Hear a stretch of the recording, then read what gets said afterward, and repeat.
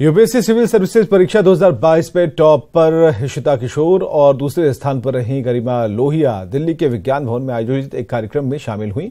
केंद्र सरकार के 9 साल और सेवा, सुशासन और गरीब कल्याण के राष्ट्रीय कॉन्क्लेव में कई मसलों पर परिचर्चा हुई। उस मौके पर इशिता किशोर और गरिमा लोहिया से बात की हमारे दिल्ली संवाददाता शंकर आनंद ने। इस वक्त मैं विज्ञान भवन में हूं और विज्ञान भवन में यहाँ पर काफ़ी युवा भी पहुंचे हैं और उन्हीं युवाओं में हमारे साथ में गरिमा भी हैं। यूपीएससी में सेकंड टॉपर रही हैं। गरिमा, जिस तरह से हम लोग यहाँ पर चर्चा कर रहे हैं, सेवा, सुशासन और गरीब कल्याण के मसले पे बातचीत कर रहे हैं और इन मसलों पे काफ़ी चर्चाएं हुई, कैसे आपको लगता है? हालांकि मैं सबसे पहले आपको बात भी करना चाहूँगा, आप मूल रूप से बिहार की रहने वाली हैं, तो किस तरह से एक विकास और कल्याण को आपने देखा है, उस पर आप? मैं एक छोटे शहर से बिलोंग करती हूँ और मैंने विकास को लास्ट माइल गांव-गांव तक पहुँचते हुए देखा है। मैं खुद ऑनलाइन रेवोल्यूशन का फ़ायदा उठाकर ही इस पढ़ाई को कंप्लीट कर पाई हूँ।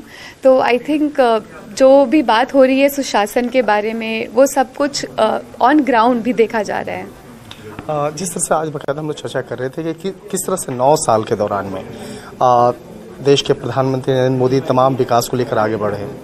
बक्सर की बात करें, पटना की बात करें, मुंगेर, नालंदा की बात करें, तो कई ऐसे जगहों पर वहाँ से लेकर देश के अन्य राज्यों में की बात करें तो विकास के बारे में चर्चा हो रही है और इंटरनेशनल लेवल पर देश का नाम हो रहा है और देश के प्रधानमंत्री का नाम हो रहा है। कैसे आप देख रहे हैं?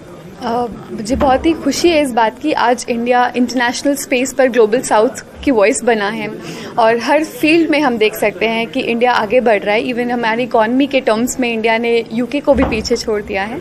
तो इट्स वेरी ओवरवेलमिंग और आगे भी इंडिया को और आगे बढ़ते हुए देखना चाहती हूँ। एक आखिरी सवाल है, जिस तरह से आज बहुत खुशी हो रही थी कि यूपीएससी में टॉपर्स जितने भी आप लोग हैं, टॉप 10 हैं, सबको यहाँ पे देखा जा रहा है और देश जो है एक और खुशी में, उल्लास में डूबा हुआ है। आज कल जो है पार्लियामेंट का उद्घाटन होना है, नए उद्घाटन, तो क्या आप लोग यहाँ से फिर जाएंगी, पार्लियामेंट भी देखने के लिए अब जाएंगी या? जी ज़रूर, अपना पार्लियामेंट देखने हम ज़रूर जाएंगे और हमारा पार्लियामेंट इंडिया की रिप्रेजेंटेटिव डेमोक्रेसी को का एक सिंबल है, तो उसे ज़रूर देखने जाएंगे। बिल्कुल, बहुत अच्छा लग रहा है जिस तरह से भारत तरक्की कर रहा है और अपना एक नाम, हम अपनी एक मुकाम तक पहुंच रहे हैं अंतर्राष्ट्रीय लेवल पर।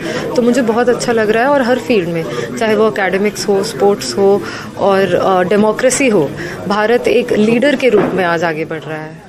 प्रधानमंत्री नरेंद्र मोदी की काफ़ी तस्वीरें भी हम लोग ऐसे देखे जो अंतर्राष्ट्रीय स्तर पर जो बहुत मान बढ़ाता हुआ नजर आ रहा है। तो क्या लग रहा है कि आने वाला जो दिन है वो किस तरह से भारत टॉप 5 से लेकर टॉप तक पहुंचने वाले हैं?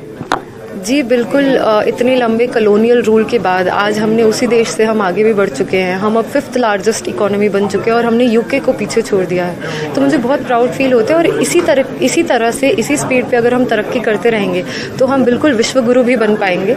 एंड हमारी जो वैल्यूज़ है, जो हमारी संस्कृति है, जो हमारी सभ्यता है, इसको अगर हम साथ लेकर चलेंगे तो बिल्कुल जो हमारा उद्देश्य है वसुधैव कुटुंबकम का, हम उसे पूरा कर पाएंगे। यूपीएससी के जो टॉपर्स हैं वो विज्ञान भवन में आए हैं और यहाँ पे आने के बाद उन तमाम मसलों पर चर्चा कर रहे हैं और खास तौर पर यहाँ पर जिस तरह से देश के विकास कल्याण से जुड़े हुए तमाम जो 9 साल का जो कार्यकाल रहा है केंद्र सरकार का, उस मसलों पर भी जो कार्यक्रम चल रहा है, उन तमाम कार्यक्रम में हिस्सा लेने पहुंचे हैं। और निश्चित तौर पर यूपीएससी के टॉपर्स अब जो नए पार्लियामेंट का उद्घाटन होना है उसको भी दीदार करने के लिए जाने वाले हैं। मेरे जर्नलिस्ट हरीश के साथ शंकर आनंद, न्यूज़ 18।